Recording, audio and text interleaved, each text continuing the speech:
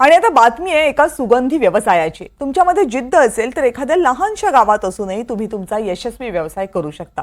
त्यासाठी तुमच्या मदतीला लखपती दीदी आहे। आज लखपती दीदी मध्ये पाहूयात सिंधुदुर्ग जिल्ह्यामधली एक यशस्वी कहाणी।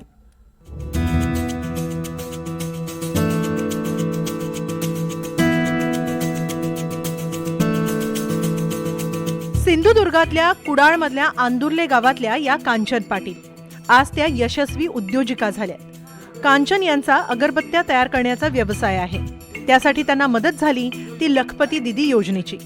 कांचन आधी तयार अगरबत्त्या विकत होत्या। हळूहळू त्यांनी स्वतःच अगरबत्त्या तयार करायला सुरुवात केली। आज त्यांच्या व्यवसायाची लाखोंची उलाढाल आहे।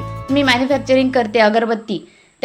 यामध्ये मला जवळपास लाखोंची उलाढाल ही मी करत आहे आणि मला यातून भरपूर उत्पन्न मिळत आहे। अगरबत्त्यांचा व्यवसाय सुरू करण्यासाठी कांचन यांना 4 ते 5 लाखांची गरज होती। त्याच वेळी त्यांच्या मदतीला आली ती लखपती दीदी आणि राज्यातली उमेद योजना।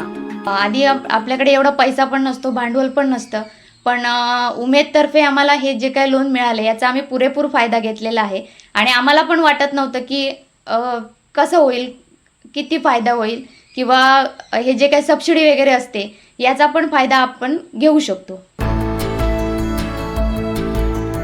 आंदुर्ले गावामध्ये कांचन यांचं आराधना सुगंधालय हे अगरबत्तीचं दुकान आहे। संपूर्ण सिंधुदुर्ग जिल्ह्यात त्यांच्या अगरबत्त्यांना मागणी आहे। तुमच्यामध्ये इच्छाशक्ती, जिद्द आणि मेहनत करण्याची तयारी असेल तर तुमच्या मदतीला लखपती दीदी आहेच। थोडीशी हिंमत दाखवा आणि यशस्वी उद्योजिका व्हा। गुरुप्रसाद दळवी, NDTV मराठी, सिंधुदुर्ग।